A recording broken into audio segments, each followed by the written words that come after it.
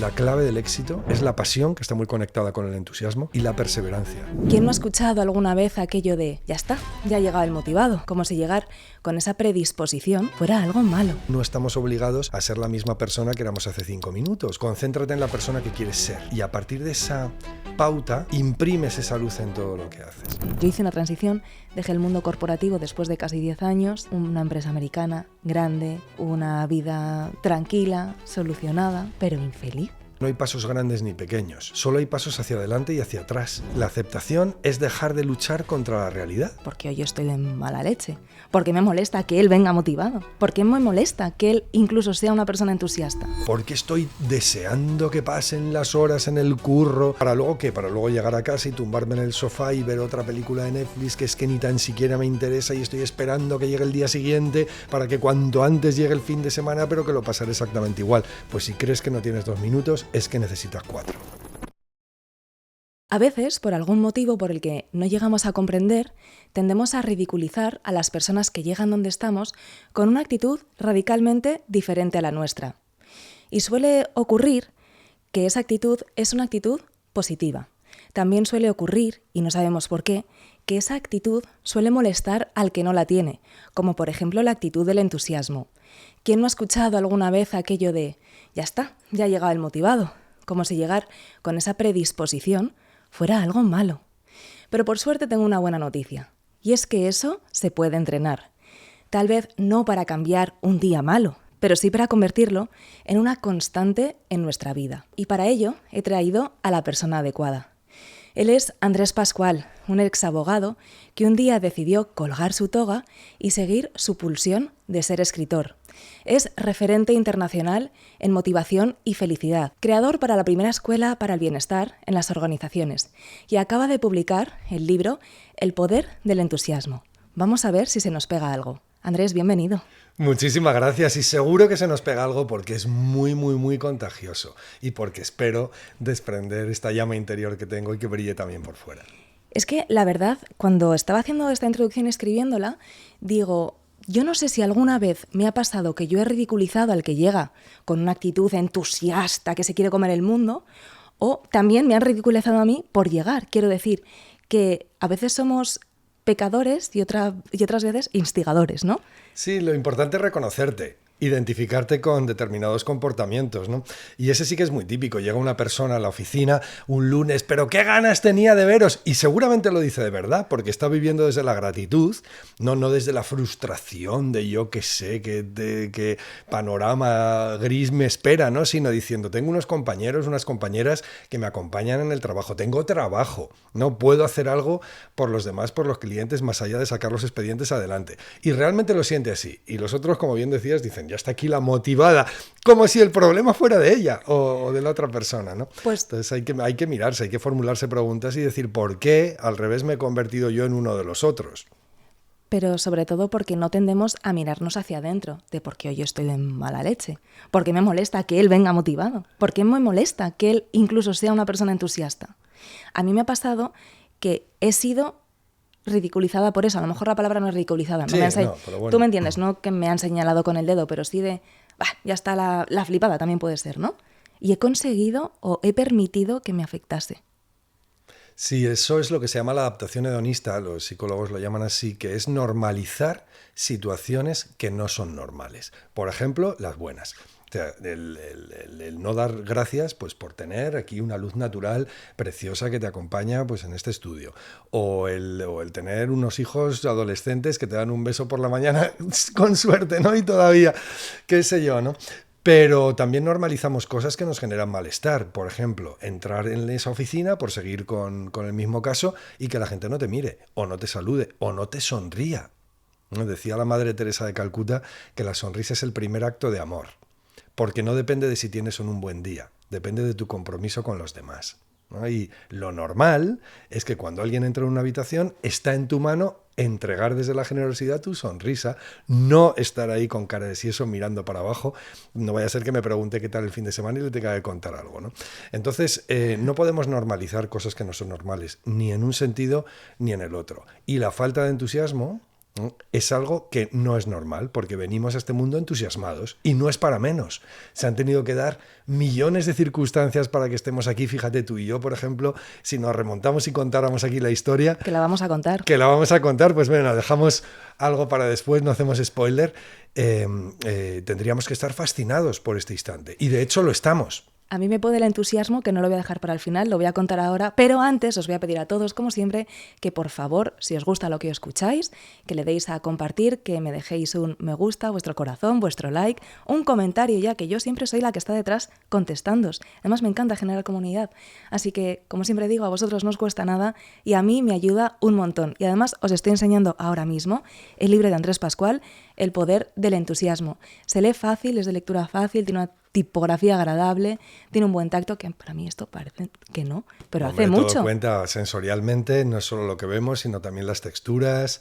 Y bueno, pues es un libro que era muy especial para mí porque es una suerte de legado personal. Al final el entusiasmo ha sido el motor que ha impulsado muchos más sueños de los que podía haber imaginado conseguir en mi vida. Y el que sea tan bonito y que me apetezca tenerlo cerca también cuenta. Es que ahora vamos a ir desgranando quién eres y en qué te has convertido, que para mí es lo que me interesa. Mira, Jake, tenemos aquí un amigo que se nos asoma. ¿Qué tal ya estás? sabéis que Jake es la mascota del programa, que a veces quiere participar, pero lo siento, cariño, nadie entiende cómo hablas, así que abajo. Decíamos que no iba a dejar para el final cómo nos habíamos conocido. Y es que yo fui lectora tuya antes de que nos conociéramos, porque un buen día llegó un libro tuyo a mis manos que trajo mi padre. Y no era el libro tuyo, ni ningún libro de autoayuda, ni de desarrollo personal que también estás escribiendo ahora. Era una novela de ficción Sí. que además tampoco era con el que tú habías conseguido ser bestseller, que era el haiku de las palabras perdidas. El haiku es la que leíste, sí, si no me equivoco. El primero. Y mi primera novela fue El guardián de la flor de loto. Efectivamente. Sí, que fue una novela ambientada en el Tíbet. Yo hacía ficción con las revueltas tibetanas y estallaron 4 meses después las revueltas tibetanas, después de años y décadas, ¿no?, de opresión allá en la meseta tibetana. Así que sí que fue un libro que fue muy bien, se tradujo a muchos idiomas y después vino El compositor de tormentas y ese haiku de las palabras perdidas que llegó a tus manos a través de tu padre, al cual le mando un abrazo enorme allá donde esté, que seguro que está orgullosísimo de ti viendo lo que haces. Muchas gracias. Pues sabes que yo este libro, el haiku, lo recomendé un montón. Y tengo una frase grabada, no del libro, sino pues de algún gurú de estos que siempre... Es que yo no me acuerdo luego las citas. Me acuerdo de la cita, pero no quién la dijo. Que es, no te acuerdas de lo que pasó, sino de la emoción que sentiste donde pasó, ¿no? Pues Así me lo es. llevo al libro. O sea, yo no me acuerdo de los libros. Es que si me preguntas ahora, a lo mejor no me acuerdo ni de cómo terminó. Me acuerdo que el haiku era una historia narrada a 2 voces, a 2 tiempos, preciosísima, de amor, aunque transcurriese durante la guerra, pero me acuerdo cómo me hizo sentir y por eso la recomendaba. De verdad, y hay gente que la acabó leyendo pues por las recomendaciones, así que... Pues nada, agradecido y sobre todo agradecido de que lo compartas. Y fíjate, antes decías que se leía bien El poder del entusiasmo y de hecho que no quiero ahora ponerme aquí en venta directa, pero es que se nota cuando escribes novela también. O sea, porque aunque estemos porque hay más autores como yo que compartimos las dos disciplinas, y aunque estés escribiendo desarrollo personal, todo tiene una narrativa y todo tiene un ritmo que hay que seguir constantemente, ¿no? Que al final es la base de ese secreto que te hace pasar una página detrás de otra. Así que bueno, los libros son libros, no es importante lo que cuentas, pero también cómo lo cuentas. Por supuesto, pero para conocerte más y también decirle a aquellas personas que nos estén escuchando y a lo mejor estén pensando, mira, esté motivado, ¿no? Sean de esos. Ya ha venido aquí el motivado. Sí. Para decirles a esas personas quién eres y que tú, a pesar de nacer motivado, como te he escuchado en alguna entrevista, que caíste en la marmita de la motivación, o del entusiasmo, igual que Obelix cayó en la de la fuerza, y se convirtió en un cachas, ¿no? Que no todo en tu vida ha sido el entusiasmo me ha llevado a ser quien soy. No, porque como decíamos al principio, pasaste muchos años desarrollando una profesión a la que, bueno, te dedicabas a lo mejor por herencia, pero no por deseo.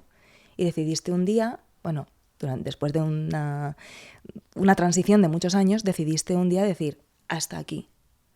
Y además cuentas en este libro del entusiasmo la de veces que tuviste que reescribir tu primera novela y aún así no perdiste las ganas de seguir. O sea, yo lo leía y pensaba, es que a mí no, me tiran una novela y de primeras digo, tú no has entendido nada, ¿no? Como que la responsabilidad de no haberlo entendido se la dejo al de enfrente y no a la mía. Y tú ahí seguiste perseverando. ¿Cómo se hace eso cuando te cierran las puertas de algo que tú deseas tanto, no tirar la toalla? Mira, has dicho un montón de cosas. Ya. La primera es que sí que yo vine con una predisposición genética quizá a entusiasmarme, a venirme arriba. Pero realmente lo que he hecho ha sido practicarlo de forma consciente y sistemática. O sea, porque al final las palancas que comparto en el libro son vivencias puras. Es hacer un análisis de cómo demonios he conseguido lograr esta meta, este objetivo, este sueño, ¿no? Y pasarlo a un método que lo pueda aplicar cualquiera, además con rutinas sencillitas. Eso es lo primero. Y lo segundo es que en realidad no es exactamente lo que hagas en un momento dado lo que genera ese brillo exterior, sino cómo seas. O sea, siempre digo, una vez que tengas claro qué quieres conseguir, concéntrate en la persona que quieres ser. Y a partir de esa pauta, imprimes esa luz en todo lo que haces. Entonces yo cuando era abogado, no es que no me gustara ser abogado. Y en ese momento, consideraba que era el camino. Y de hecho me dio una solvencia económica y una libertad también porque metía más horas que un reloj. Pero si un día no quería trabajar y lo quería dedicar a determinada cosa, o tenía una promoción de una novela y me tenía que ir a Sevilla o a Cuenca o a Valladolid, pues me iba. No, entonces, independientemente de que yo sintiera que quizá no iba a ser mi camino para siempre, intentaba volcar en él toda esa pasión, intentaba volcar ese fuego interior, porque es que lo que no podemos hacer es compartimentos, estancos. No podemos decir, pongo mi energía en esto, pero se la robo absolutamente hasta otra parcela de mi vida, porque todo se filtra. No, entonces, yo sí que ejercí 21 años de abogado, que ahora lo digo, voy a cumplir ahora 57, que soy más viejo que andar para adelante. Bueno, no sé si me interesa más tu entusiasmo o cómo has llegado a los 57 años pareciendo que tienes 37. No, hombre, 37 no, pero algunos ya me quitan, algunos que otros sí. Luego te voy a preguntar, ¿eh? Sí, pues mira, pues precisamente por eso, por vivir desde la paz interior que te da el saber que estás en tu camino. Y ojo, que no estoy hablando de conseguir todas las cosas, sino ser consciente de que estás en tu camino, ¿no? Por ejemplo, cuando colgué la toga para dedicarme a escribir y a dar conferencias, que al final es mi día a día, la charla corporativa, no tenía la expectativa de que me fuera genial. Lo único a lo que yo aspiraba era vivir de ello. Porque, claro, me preguntaban, ¿y con lo que ganaba siendo abogado? Digo, lo primero es que no sabes lo que ganaba, o sea, porque no, podía irme al despacho fatal, qué sé yo. Y lo segundo, ¿qué voy a hacer yo en los próximos 20 años con lo que gane siendo abogado? Bueno, pues disponer de más tiempo para escribir, para compartir lo que siento, lo que vivo, lo que aprendo y para estar con Cristina, con mi mujer, que llevamos juntos toda la vida. Pues eso lo podía hacer sin ser abogado, no simplemente sobreviviendo en una vida que fuera más cercana a los libros, a la comunicación. Entonces, al final, como digo, vuelcas tu energía en cualquier faceta de tu vida y eso precisamente es lo que te alumbra el camino. No, para alcanzar las cosas que amas no hace falta mucha luz, o sea, tú eres la luz al final y de lo que se trata es de alimentarla, porque el entusiasmo, y aquí voy a otra cosa que has comentado antes, no es un incendio desbocado. No, que va por ahí, no es hiperactividad, no es positivismo tóxico. El entusiasmo es como una hoguerita serena que invita a vivir. Mira, en este salón precioso, pues imagínate que tuviéramos ahora frío fuera y vas alimentando con unos maderitos una pequeña hoguera junto a la que te apetece estar, ¿no? Esa es la verdadera llama del entusiasmo, porque te mantiene en un nivel que cuando la vida, pues es favorable, te permite estallar, ¿no? Y disfrutarla al máximo, disfrutarla no solo en cuanto a pasártelo pipa, sino en cuanto a aprovechar todas las oportunidades que te ofrece ese instante, ¿no? Pero cuando la vida no es tan favorable y se pone un poco cuesta arriba, impide esa hoguerita que te hundas en un pozo de apatía del cual luego es mucho más difícil salir. Antes de entrar a la teoría, me gusta entrar también a las personas, porque seguramente tú también, y lo dices en el libro, no todos estamos siempre en una actitud, por ejemplo, del 1 al 10, siendo el 10 la mejor, en la 10. ¿Te has topado con alguna situación personal muy difícil en la que hayas tenido que echar mano de tu propio decálogo del entusiasmo? A ver, cada día. O sea, porque al final el mundo es un lío, ¿no? Fíjate, una vez dijo mi hermano, cuando le explicaron cuándo funcionaba el cuerpo, llegó a casa, abrió la puerta de la cocina y dijo, mamá, estamos vivos de milagro, ¿no? Y es verdad, el cuerpo es un caos, pero es que una empresa es un caos y el mundo en general dices, ¿cómo demonios funciona esto?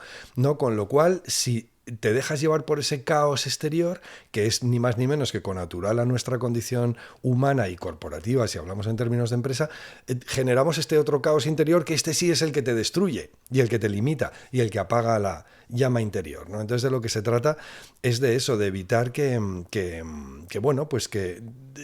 la centrifugadora cerebral que tenemos dé más vueltas de las que hace falta. Pero motivos o situaciones que puedan generarlo a cada minuto, ¿no? Abres el correo electrónico y te encuentras el análisis del colesterol que te ha subido y no puedo comer chorizo de La Rioja con lo que me gusta, yo que soy riojano, o la factura del seguro de la moto que te lo han subido porque qué sé yo, qué tal. Al final todos tenemos mil cosas, oyendo a cosas más serias, pues una mala noticia, un problema familiar, una enfermedad, todo eso está ahí.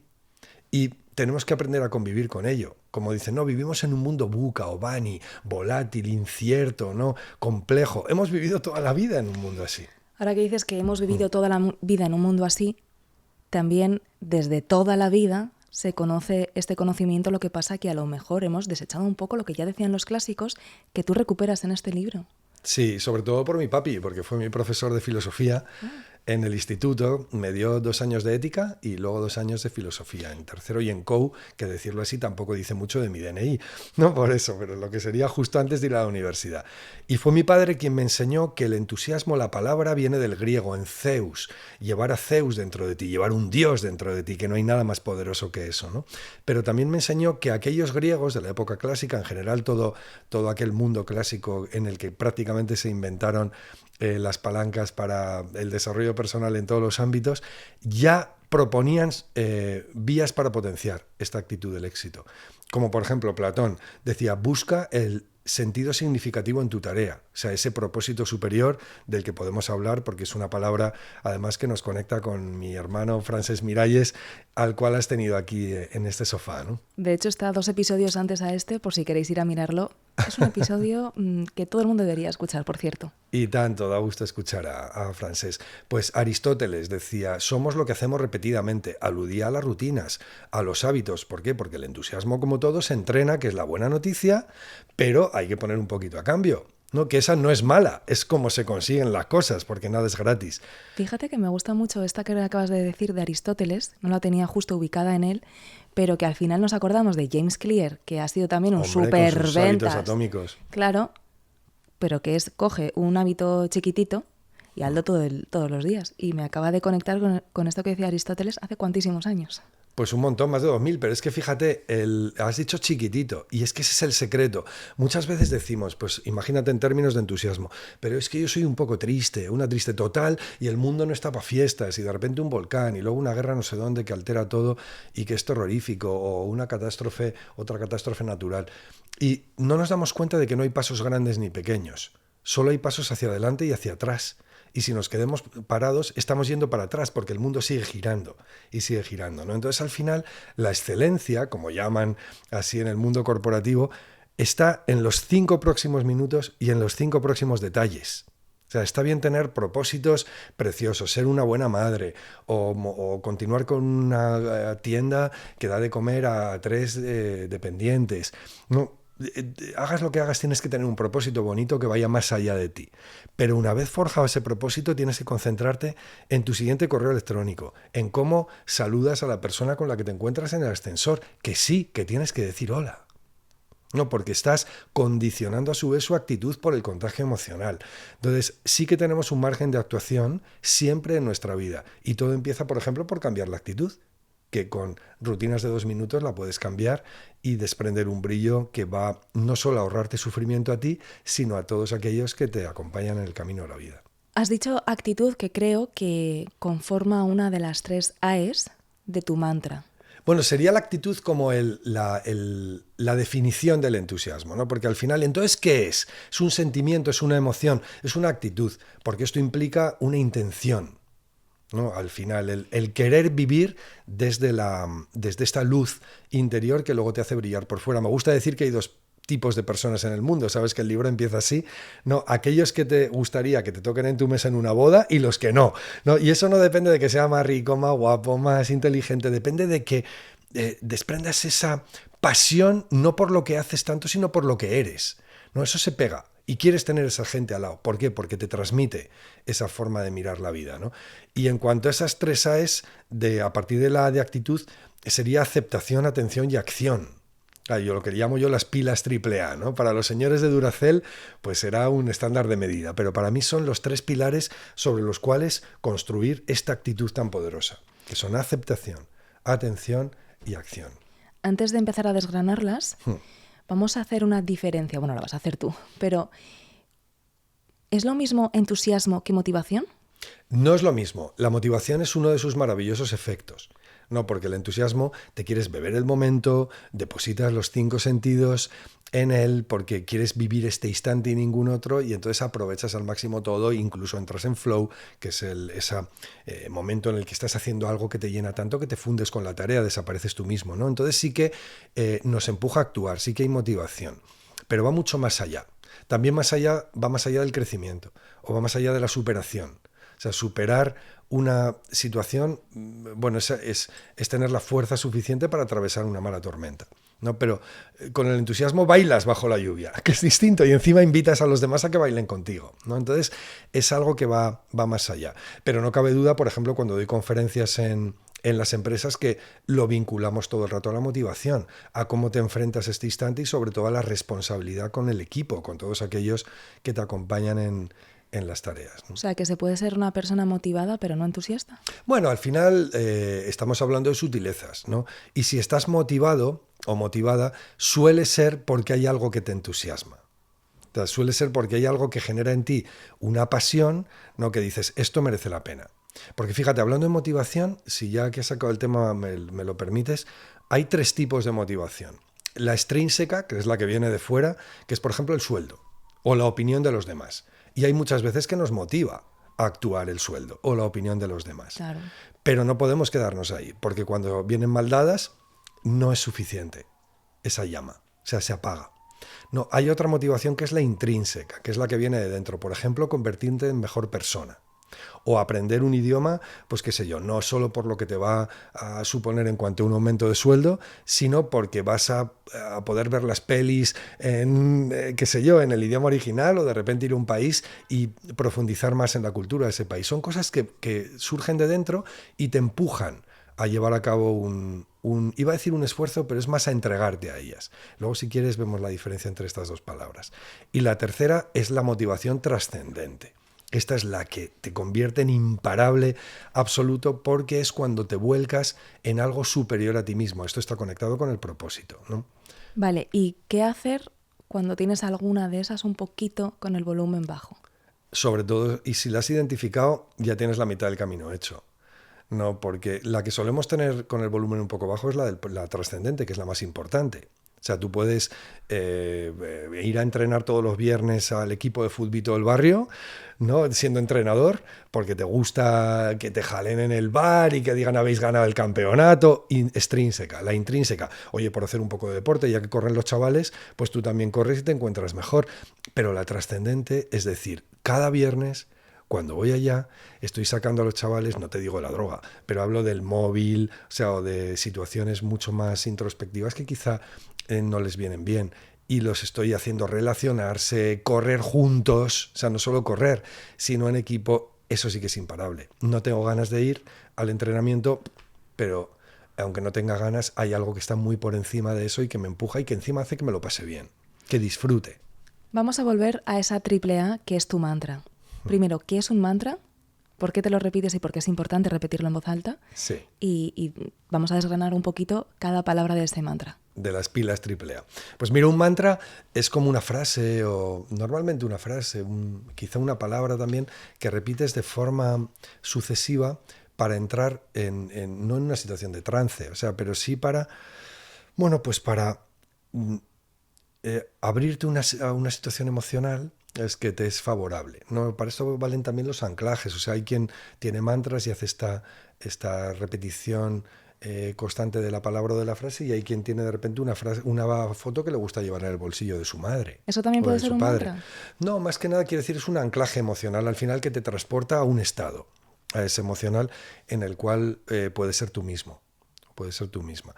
Y en mi caso yo me solía repetir aceptación, atención, acción como un mantra, porque eran 3 palabras que me revelaban en un par de segundos mi forma de ver el mundo. Sobre todo, la forma en la que he mirado al mundo cuando me han salido las cosas bien. La primera es aceptación. Aceptación no quiere decir conformarte con lo que hay. No quiere decir resignarte con la situación. No quiere decir ponerte unas gafas de color rosa y de repente ver el mundo rosa a la Barbie a tu alrededor, porque el mundo rosa a la Barbie no existe y encima sería un rollo macabeo vivir ahí, ¿no? Porque seríamos esclavos al final de algo. O sea, y yo que pienso que no sería un rollo macabeo. Que sí que es un rollo. Imagínate, un mundo en el que todo es perfecto te convierte en un esclavo. ¡Qué guay! No, ¿cómo va a ser guay ser un esclavo? Necesitamos libertad y posibilidad de crear y posibilidad de superarnos constantemente, ¿no? Eso es lo que nos convierte en humanos y por lo que hemos destacado frente a todos los seres desde el principio de la humanidad, ¿no? Esa ver todo en contra y en cambio ser capaz no solo, como decía antes, de superarlo, sino de vivirlo con dignidad y de mejorar la vida de los demás. Eso, el mundo rosa a la Barbie es un rollo. Pero bueno, es igual, esta discusión la tenemos luego fuera de cámara si quieres. No, pero estaba pensando justo en un ejemplo que me pasó la semana pasada, que me cabreé muchísimo y cuando ya me dejé de cabrear dije, ¿qué puedo hacer? Y es que, bueno, lo voy a decir, grabé un episodio del podcast y no grabé bien el audio. Pero gracias al entusiasmo de la persona que me ayuda con este podcast, Miguel, pues consiguió arreglarlo y salvar el episodio. Entonces, cuando yo me di cuenta que la había cagado por un error mío, claro, ¿con quién me cabreo? Conmigo. Sí. Al principio me cabreaba con los elementos externos. Yo soy mucho de echar la culpa al de enfrente porque me libera, pero luego acepto y tomo responsabilidad, ¿eh? Y entonces dije, es que es la última vez que la gente viene a comer a casa porque me distraéis, yo a la media hora tenía que empezar a grabar, es que es vuestra culpa, por vuestra culpa no lo he hecho bien. Y luego ya digo, no, la que tenía que haber dado al botón soy yo, nadie más que yo. ¿Qué hice después de cabrearme? Hablar con Miguel a ver si tenía arreglos, si se podía salvar. Me dijo que ya veríamos. Mientras tanto yo busqué, porque la persona que venía a grabar no es de Madrid, busqué alternativas, trenes, vuelos y decirle, mira, dime qué día tienes libre, que te pago el vuelo y vienes aquí y lo volvemos a hacer. Cosas que pasan en 2 años, fue la primera vez, nunca me había pasado. Y finalmente pues se pudo salvar. Así que cuando ya no tienes, más que tirar para adelante. Sí, perfecto. Era justo la palabra en la que estaba pensando. Me has leído. Pues tienes que, a lo mejor, no sé si eso cae dentro de la aceptación. Sí, mira, la aceptación es el polo opuesto a uno de los vampiros del entusiasmo, que es la queja. Nos estamos todo el día quejando de todo. Y pasa como cuando vas al médico y le dices, doctor, me duele aquí en el hombro, y me duele aquí también, y te tocas la rodilla, y me duele aquí y te tocas la frente. ¿Qué tengo? Y dice, el dedo roto. O sea, al final, si te estás quejando de todo, o como yo llamo lanzando culpas, los lanzaculpas, ¿sabes? A todo lo externo, seguramente hay algo roto en ti que no tiene nada que ver con los supuestos problemas que hay fuera, ¿no? Y esto nos roba un montón de entusiasmo. ¿Por qué? Porque gastamos nuestra energía, la energía del éxito. Al final, el entusiasmo es una buena gestión de tu energía en cosas que no lo valen y sobre las cuales no tienes posibilidad de acción. La aceptación es dejar de luchar contra la realidad. Es decir, esto es lo que hay y a partir de lo que hay, que no es ni que esté bien ni mal, es lo que hay. Sin más, pues desde la paz y desde la libertad actúo y me convierto en lo que soy.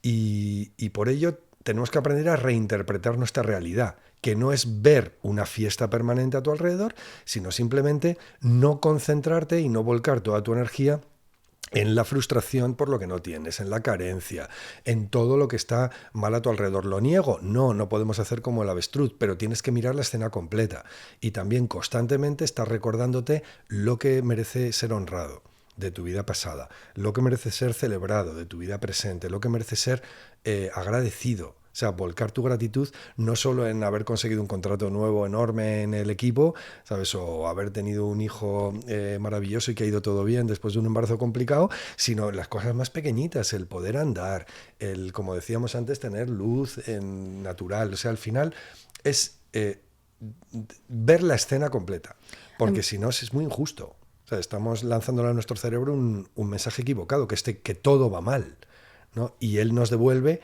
amenaza, nos devuelve cerrazón, y cuando nos protegemos con un escudo para que no pase nada, efectivamente no pasa nada. ni todo lo bueno que la vida tiene para ofrecer. A mí me gusta mucho una historia que has recogido en el libro, que ahora no recuerdo de quién es, pero creo que fue de un tenista. Sí, fue de un tenista, en la que después de ganar un Grand Slam, al cabo de unos años, pues le dicen que tiene VIH. Eso es, se lo habían pegado además en una transfusión de sangre. Sí. Claro, que encima fue en eso que dices. Sí, algo fortuito totalmente, sí. Con lo que no contaba ni esperaba ni nada. Y en lugar, o su aprendizaje, me imagino, porque no sería en el momento, el aprendizaje fue que en lugar de decir ¿por qué a mí me pasa esto malo?, también podría haber dicho ¿por qué a mí me pasa esto bueno y he ganado un Grand Slam?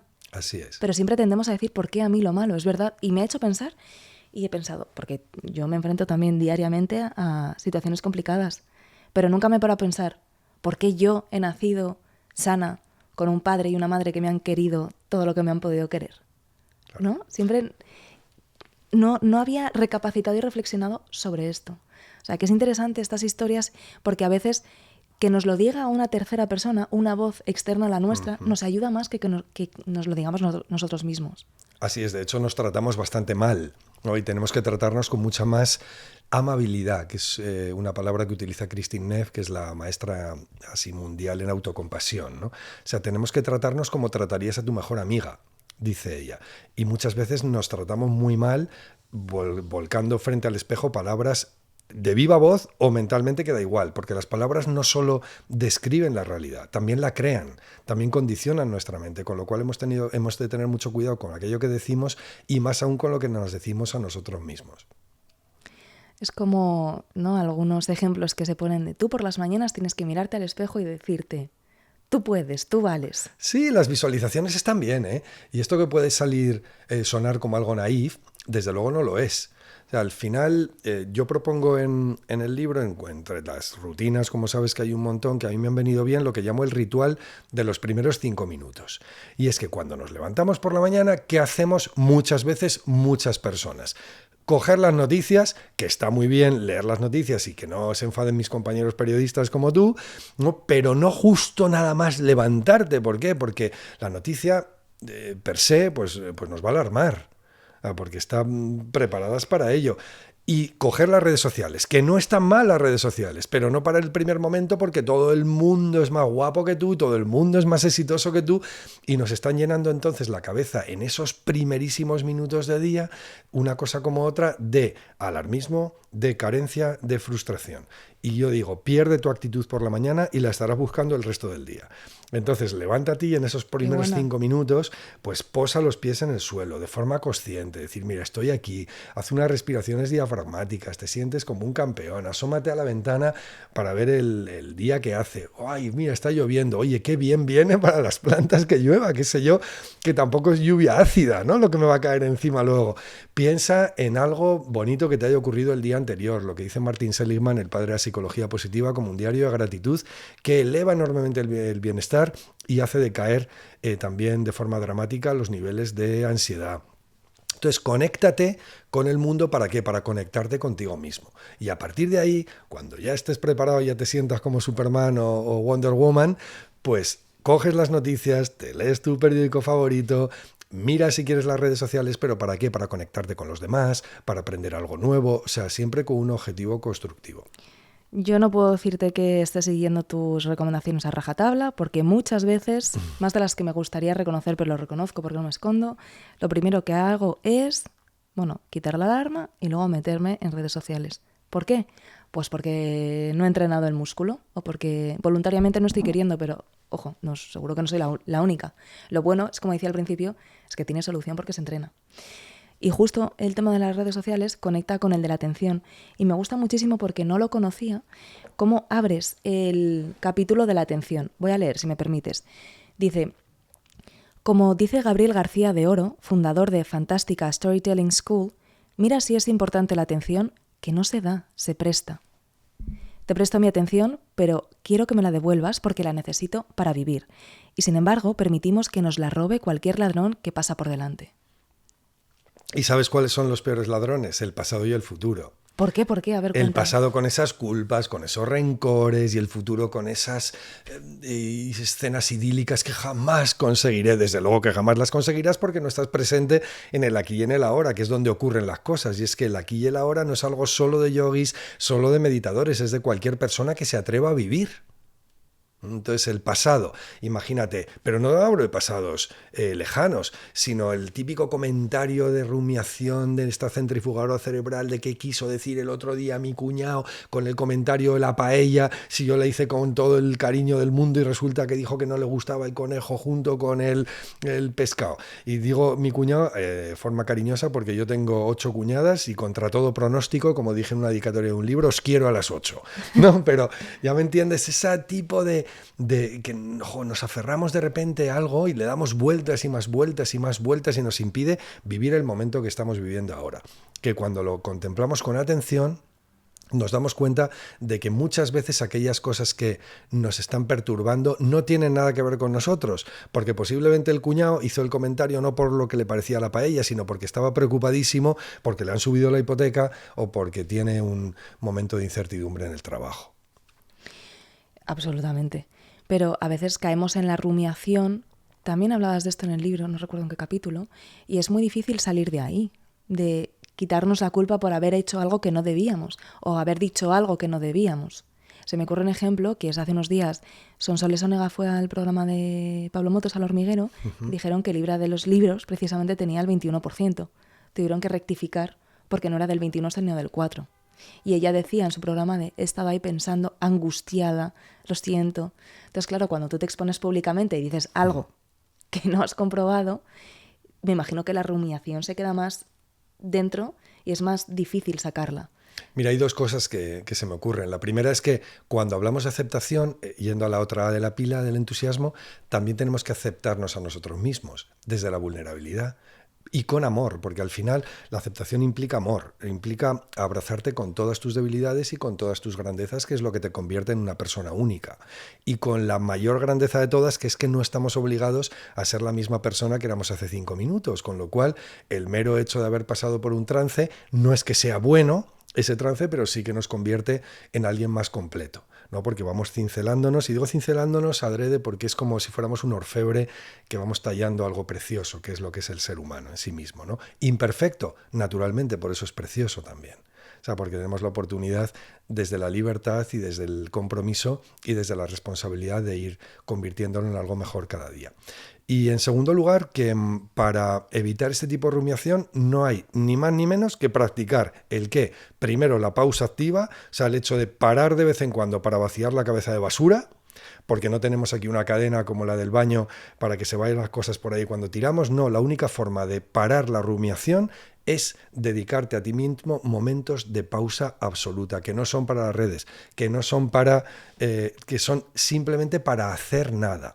2 minutos cada 2 o 3 horas. Andrés, yo no tengo 2 minutos, que soy líder de una empresa, que tengo un montón de gente. Pues si crees que no tienes 2 minutos, es que necesitas 4. Eso lo primero. ¿Y qué hago en esos 2 minutos? Pues meditaciones informales, por ejemplo. Yo no medito. Hay personas que cuando leen mis libros dicen, joder, tú tienes que ser como un lama tibetano, ¿no? Y, por ejemplo, yo no medito. Cristina, mi mujer, medita todos los días, pues casi media hora. Pero yo, en cambio, no he entrado en ese ciclo porque he probado en temporadas, pero bueno, el cuerpo no me lo pide, de la meditación formal. Pero sí que practico mucha meditación informal. A lo largo del día hago muchas paradas y me concentro en buscar formas en las nubes. Pues si estoy en el supermercado y de repente justo delante tengo a alguien con un carro lleno, en lugar de estar haciendo mala uva durante 2 minutos y medio mientras saca todos esos objetos que tiene y yo tengo que esperar con todo lo que tengo que hacer, pues me concentro en el pitido del código de barras. Pi, eso es una meditación informal, que en lugar de permitir que te llenes la cabeza de basura con toda la agresión externa, te la vacía, ¿no? Con lo cual doble ganancia. Mira, voy a volver también al inicio. Seguramente el que ridiculice a la persona que viene entusiasmado también diría, mira, que estás atontado. Y tú puedes contestar, estoy meditando, señor. Atontado no, meditando. Claro, estoy a lo mío, ¿no? Que es a lo que hay que estar normalmente. Si como digo, pues mira, nos damos más importancia a la que tenemos, ¿no? Y pensamos que todo es por nosotros, sin darnos cuenta de que el mundo funciona solo y que, bueno, pues tenemos que sacarnos de la ecuación muchas veces para vivir un poquito más felices. Me ha gustado mucho esto que dices de la persona que no tiene 2 minutos para meditar, seguramente necesite 4. Porque el otro día estaba con mis amigas, que somos pues un grupo grande y diverso, unas tienen hijos, otras no, otras tienen 3, otros tienen 1, o sea, hay de todo. Y hay una frase que a mí me acompaña siempre que es: todo el mundo tiene tiempo para lo que tiene ganas. Pero es mentira, porque ella decía: no, yo tengo ganas de comprarme un pantalón de deporte porque necesito hacer deporte, pero no tengo tiempo, porque antes tengo que comprarle los zapatos a mis hijos. Entonces, claro, ¿qué se le dice a una persona que no tiene tiempo ni 2 minutos para parar y pensar? Es que no creo que nadie tenga... Esto es un que mensaje nadie... para Carlota en concreto. O sea, ¿qué le decimos a Carlota? Sí, yo creo que el mundo, con toda su hiperestimulación y sobre todo con toda la exigencia, o sea, porque está claro que nos pide mucho a cambio el hecho de vivir, nos hace creer que no disponemos de estos momentos. Mira, si yo le pidiera, miro a cámara, a la gente que nos escucha en este momento que dedicara 2 horas al día a meditar, me podías decir: no tengo tiempo. Pero si yo os miro y os digo, pararos 3 veces al día durante 2 minutos, no permito que nadie me diga que no tiene esos 2 minutos.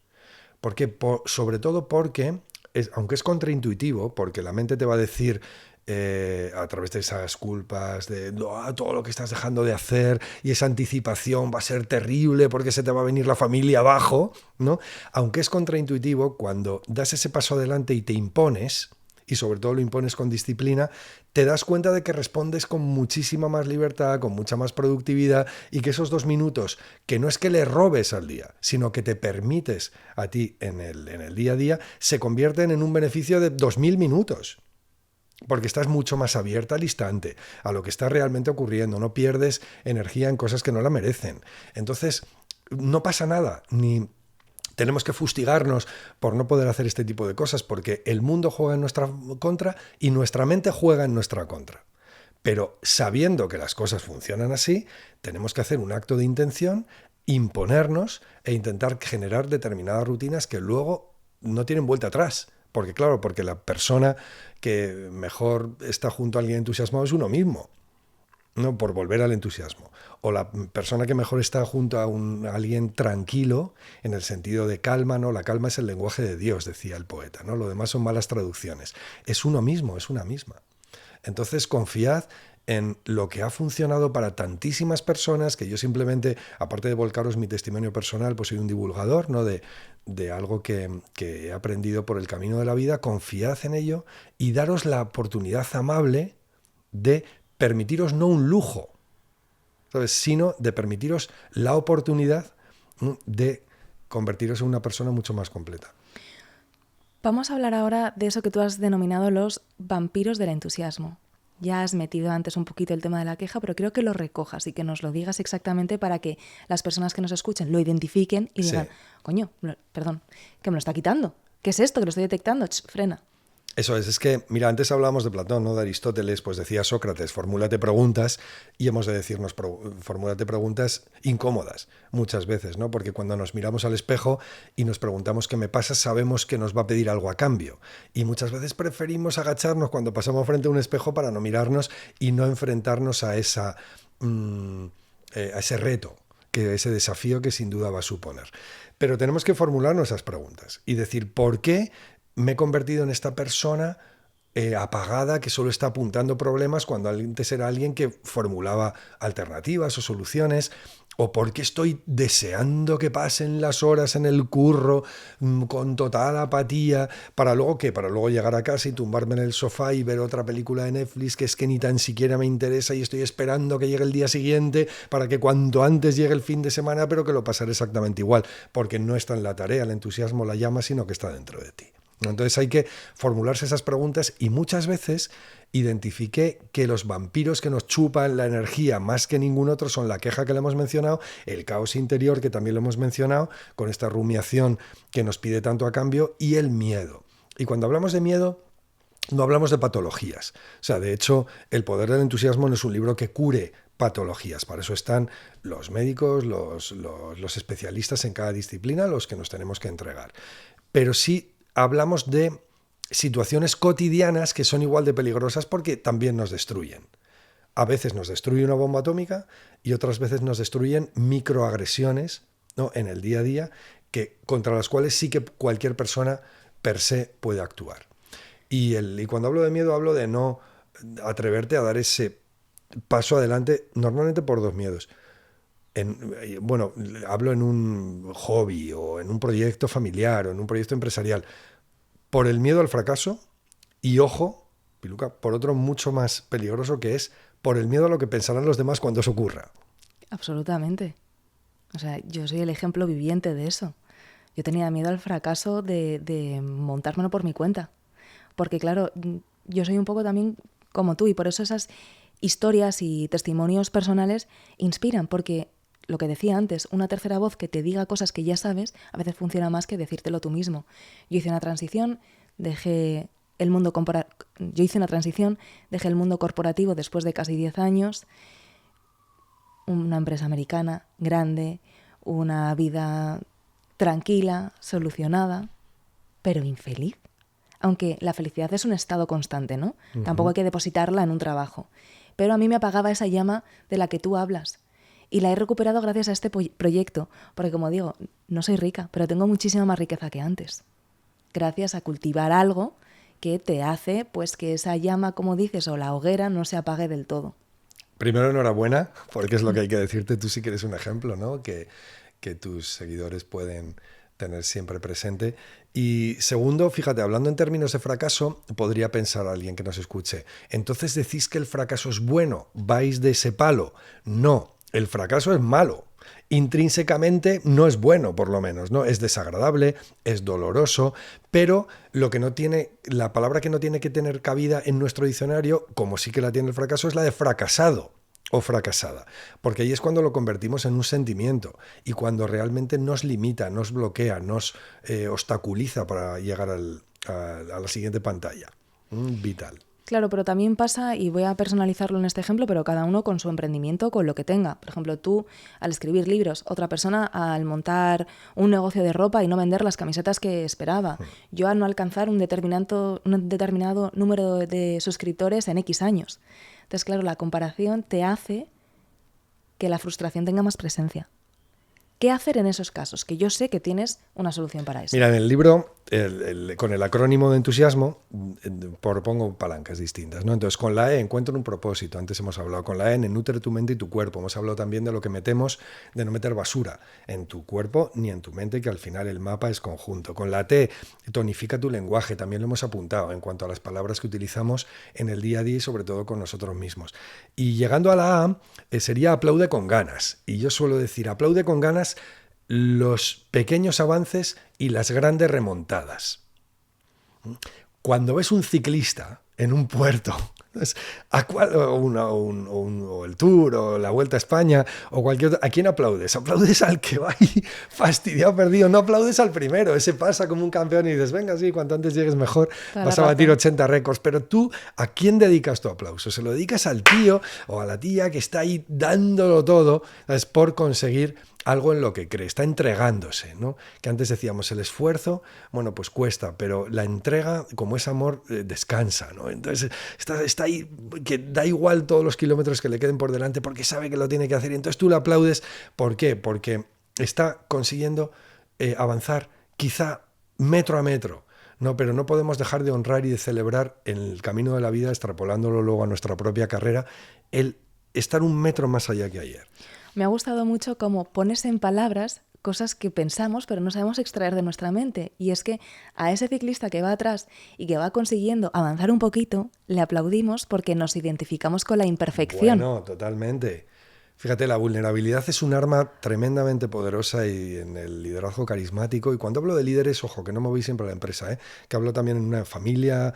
Es que una familia es una empresa. Claro, y todos tenemos que ser líderes al final, en el sentido de que tenemos personas que depositan en nosotros su confianza. O sea, no hablo ni de subordinados, ni de más arriba, de un organigrama concreto, sino personas que esperan algo de nosotros, ¿no? Porque ellos también están dándolo todo por nosotros. Y en ese sentido tenemos que actuar en términos de liderazgo, desde la responsabilidad. El ser líder no es un premio, es una oportunidad de servir. parte de la vocación de servicio, ¿no? Entonces, se me ha ido el santo al cielo, pero da igual, estaba diciendo que hablábamos de...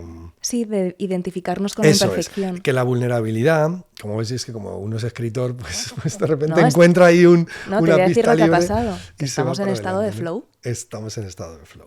Bueno, pues la vulnerabilidad es tremendamente carismática porque todo el mundo se identifica, como bien has dicho, con las personas que abren su corazón para mostrar sus debilidades, lo cual no está relacionado con el victimismo, porque esto sería llevarlo al extremo y estar todo el rato intentando dar pena, con lo cual también estás intentando conseguir algo del otro con bueno, pues con un objetivo espurio quizá o de una forma que no es la apropiada. La vulnerabilidad también es tremendamente carismática porque muestra fortaleza, que no debilidad. O sea, el decir soy imperfecto, ¿sabes? Lo que le dice al otro es, y encima tienes las narices de decirlo, ¿no? Pero tampoco puedes decir, si eres dependiente pues en una tienda, no tengo ni idea de lo que me está pidiendo. Tiene que venir acompañado por pero no se preocupe que voy a ponerlo todo de mi parte para enterarme y para buscar ese producto para usted y mañana mismo lo tiene aquí a las 9 de la mañana. No, o sea, tiene que venir acompañado ese coraje también de un compromiso. Y sobre todo porque da lugar a un ciclo energético que se retroalimenta. Cuando tú abres tu corazón, estás permitiendo que haya una conexión con el que tienes al lado. De forma que esa persona también va a generar un estado de confianza en el cual se te va a abrir, ¿no? La vulnerabilidad no puede ser un monólogo. Es decir, yo soy... No, tienes que dar la oportunidad de que el otro también muestre lo que es. Si es que al final no hay nada más bonito que compartir lo que somos y a partir de ese abrazo conjunto es como crecemos. Y de hecho, ya que estamos hablando de eso, de la vulnerabilidad, de la imperfección, voy a compartir un término japonés, que también es una de las cosas que nos une, que es el de wabi-sabi, que ellos utilizan el wabi-sabi para resaltar la belleza en la imperfección. Porque, bueno, además tienen otro término, ¿no? Que es el kintsugi, que es cuando se te rompe algo de cerámica y lo reconstruyen, pero con filamentos de oro, porque dicen que ese plato o ese cuenco también puede ser bello una vez reconstruido. Y esto llevado a las personas, pues nos hace al final entender lo que acabas de explicar, que la imperfección también tiene su belleza. Es que piensa en una cosa, ¿eh? Podemos envidiar lo perfecto, pero solo podemos amar lo imperfecto. Totalmente. Lo que pasa es que yo me estoy quedando con eso rebotando aquí en la mente, ¿no? Volvemos al inicio, hace unos minutos atrás. Claro, en las redes sociales la atención ha jugado un papel difícil, digamos. Y es que cuando tú ves algo perfecto, normalmente quieres identificar... Normalmente, ¿eh? Luego cuando dejas ese vampiro del entusiasmo de lado, lo identificas y lo rechazas, y dices, no, tampoco es eso. Pero cuando vemos algo perfecto, pues en las mujeres, por ejemplo... Había un artículo el otro día, a ver cómo lo digo, que leí, que esto sucede más en las mujeres que en los hombres. Y es que a las mujeres se nos intenta aplicar la belleza como denominador común de nuestra vida. Como canon, sí. Sí, tenemos que ser bellas por fuera, bellas por dentro, bellas trabajando en todos los aspectos de nuestra vida. Y al final es complicado, porque a lo mejor no lo consigues o no alcanzas la belleza que exteriormente se ha estipulado como que es el canon. Y cuando eso no sucede, otra vez, vuelves a la frustración. Por eso tenemos que liberarnos de los mitos de la felicidad, de los mitos del éxito, no porque no nos sirvan de guía, o sea, porque al final todos necesitamos balizas para caminar, para saber cuál es nuestra siguiente etapa, ¿no? Pero tenemos que liberarnos de los mitos sociales que no están mal en sí mismos, o de los familiares, o de los de la pareja, y concentrarnos en lo que verdaderamente nos hace felices a nosotros, en lo que verdaderamente nos hace estar en paz. Saber que estamos en el camino adecuado. Y a partir de ahí te aseguro que el brillo que desprendes por ser consciente y por celebrar que estás en tu propio camino te convierte en la persona más bella del mundo. Cuando hablamos de que alguien tiene mucha presencia, o sea, imagínate que estás en una fiesta y entra alguien por la puerta y dices, wow, menuda presencia que tiene esa persona. No hablamos solo de que lleve un traje de ceña.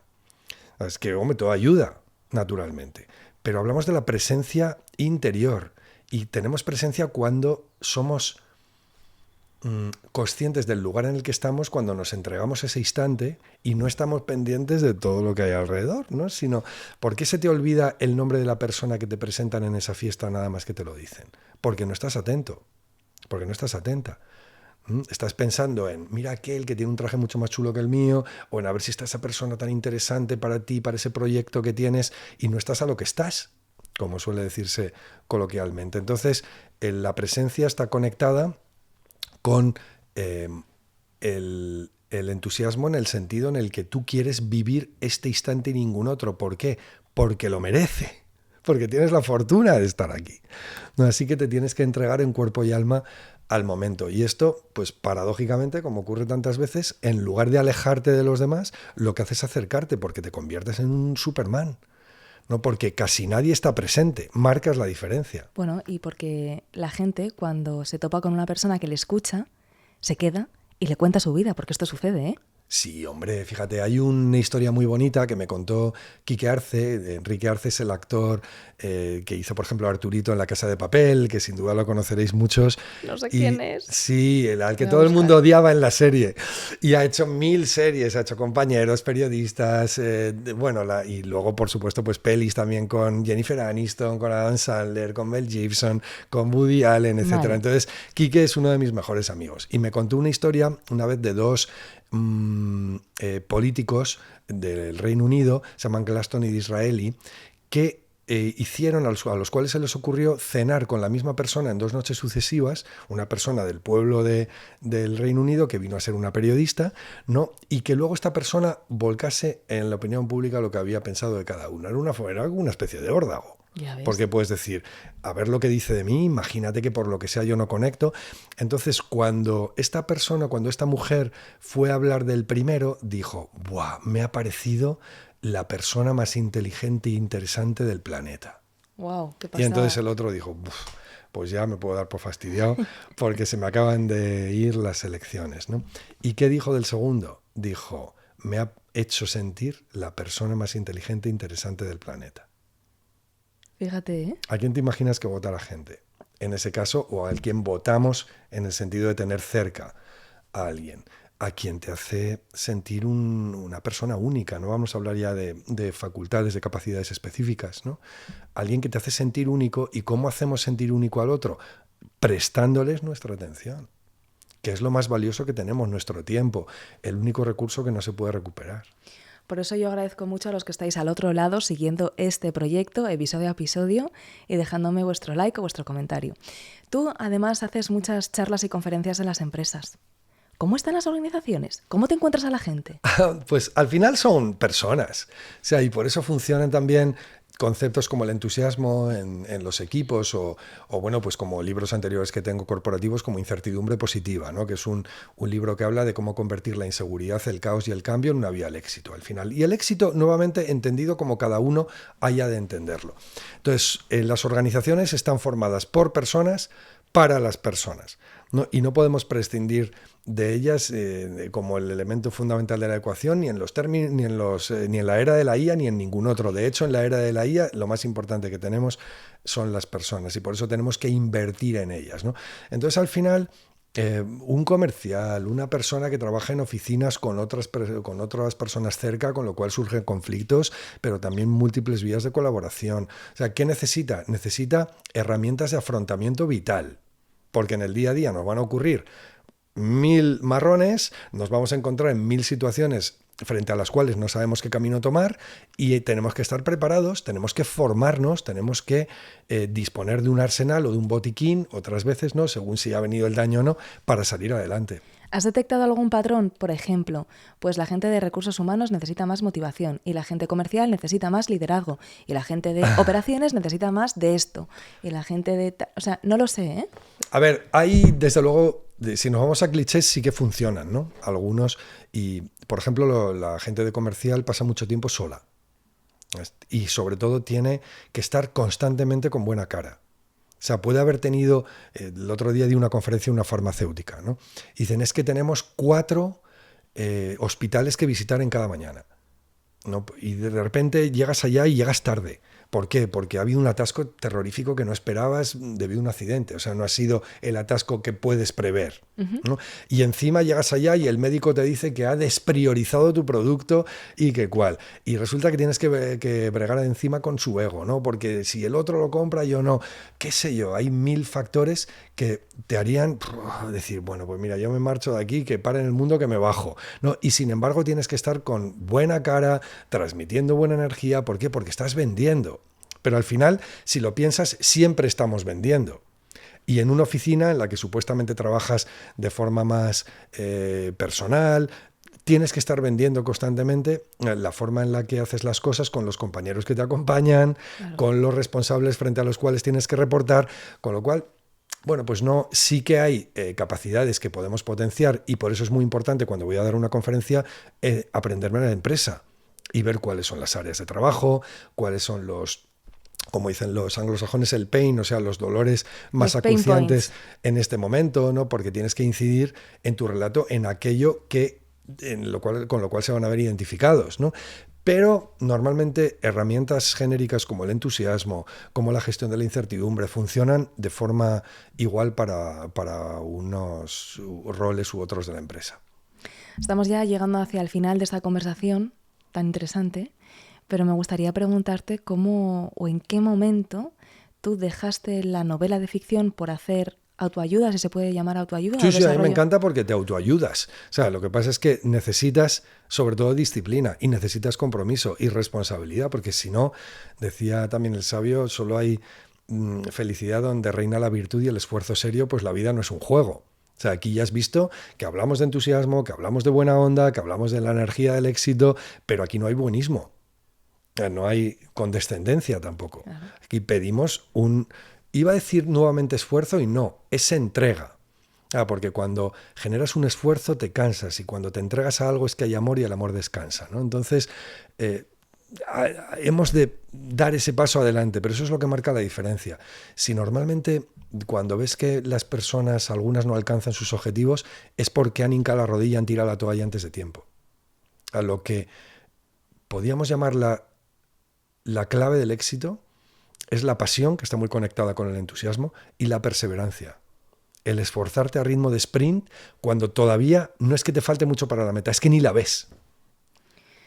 Que es lo que hacemos los escritores. Antes, mira, si me permites la anécdota final, has dicho, es que tú te tiraste un montón de tiempo con tu primera novela y tal. Bueno, eso puede resultar dramático si lo cuento, porque escribí 469 páginas mientras era abogado, trabajando 11 horas diarias con mi despacho propio, por las noches. 2 años después consigo que me llame a su despacho una agente literaria, ¿no? Porque mando una carta anunciando el manuscrito, y me dice, oye, me interesa muchísimo, te puedes venir a Barcelona a verme y eso, y me dice, una vez que estoy allá, tírala y empieza de cero. Y yo, ¿qué? Pero si creía que me habías dicho que viniera. Y dice, por supuesto que te he dicho que vinieras porque me gusta, porque no es normal que siendo tu primera novela tengas tanto ritmo narrativo. Eso es lo que me dijo sobre todo, ¿no? Pero qué fuerte. Es lo que decía de cómo haces para, con perdón, no mandarla lejos y decir, ¿cómo que la rompa y que empiece? Claro, en ese momento lo que te pide la cabeza es decir, no tienes ni idea. No, porque no has entendido nada, no eres el tipo de lectora que yo merezco. Exacto. Porque encima crees que mereces las cosas, claro, ¿no? Pero ¿qué pensé hablando del fracaso que decíamos antes? Voy a aplaudir los pequeños avances. De repente tengo una persona profesional, que encima era la gente de Noah Gordon, que era un autor al que yo admiraba, y que curiosamente nada es casualidad. Yo siempre había dicho, quiero escribir una novela como El médico, no de Noah Gordon, y de repente me llama, la primera que me llama de todas, la gente de Noah Gordon, ¿no? Y digo, tengo una gente que confía en mí, porque me está diciendo, vuelve a hacerlo y vuelve a verme cuando termines, ¿no? Y así hice 2 años más, otra vez cada noche, cuando llegaba a casa del despacho de abogados, que fíjate si estaba entregado a la tarea, que llegaba con mi abrigo, con mi corbata en aquel entonces, el maletín, y como tenía un ordenador, habló hace muchos años, que no se encendía de inmediato, sino que le costaba 3 minutos, encendía el ordenador con la ropa puesta de calle, me iba a cambiar, a lavarme un poquito la cara, me iba a ponerme un chandalillo, y volvía cuando ya el ordenador estaba encendido para ponerme desde el segundo 1 a escribir. Sí que hace años de eso, ¿eh? Estoy acordando de esos ordenadores. No, pero pues, perdona. 2 años después volví a verla y me dijo, ahora sí, y en 3 días teníamos un montón de editoriales y entre ellas Plaza Janés, que fue mi primera editorial, ¿no? Y aún entonces rompí ese manuscrito y empecé un tercero. Qué pasada, te lo juro, ¿eh? Qué pasada. ¿Por qué? Porque de repente tenía unos editores de primera división que confiaban en mí, yo seguía creyendo que todavía podía dar un poquito más y sobre todo lo seguían creyendo ellos. Y estuve casi 9 meses más, un nuevo parto, ¿no? Escribiendo una tercera versión de la novela. Resultado, vendí 100.000 ejemplares, pues se tradujo un montón de idiomas y la gente, ¡qué suerte! ¿No? Con la primera novela, de repente la petas. Digo, sí, toda la suerte del mundo. O sea, ya lo que había ahí era una pasión indestructible o en un propósito superior. Yo no quería ser Ken Follett. Yo quería escribir, compartir lo que sentía, lo que vivía, lo que me emocionaba. Era un propósito que iba mucho más allá de la meta. Pero la meta se cumplió porque tenía ese propósito y porque fui perseverante, porque hice lo que, bueno, pues hay algunas personas que no están entrenadas y no son capaces de hacer, que es seguir caminando cuando parece que todo se pone cuesta arriba. ¿Por qué? Porque me doy cuenta de que es en ese momento en el que me está diciendo la vida, ahora o nunca. Y también por no haber dejado de creer en ti. Claro, cosa que también puede que alguien que nos escuche diga, pero es que no es fácil. Por supuesto que no es fácil. Y por eso necesitas herramientas para curtirte, para afrontar situaciones dolorosas y para ir pasito a pasito.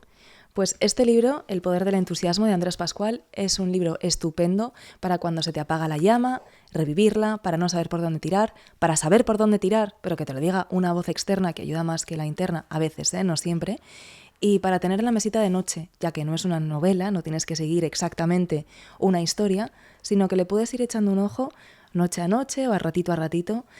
Es un libro que está fenomenal, El poder del entusiasmo. Y con esto nos vamos a despedir, no sin antes pidiéndote que nos dejes un beso y un adiós. Un beso y un adiós metafórico. Por favor, siempre digo lo mismo, no es un beso a tu madre, ni a tu mujer, ni nada. Es un beso o un abrazo a algo o a alguien que te haya gustado mucho, un descubrimiento reciente. Y un adiós, por no decir una patada. Mira, pues el beso, ¿miro a cámara o cómo lo hago? Te lo a digo donde a ti. Tú quieras. Sí, el beso os lo quiero mandar a todos mis lectores, a todas mis lectoras, porque no es una frase hecha y lo decimos los escritores muchas veces, pero no podemos vivir sin vosotros. No solo porque vayáis a la librería y de entre todos los millones de títulos que hay escojáis el nuestro, sino porque solo el hecho de saber que estáis ahí, a partir de esta responsabilidad que hablaba antes, nos hace seguir llenando páginas en los momentos más complicados que los hay, ¿no?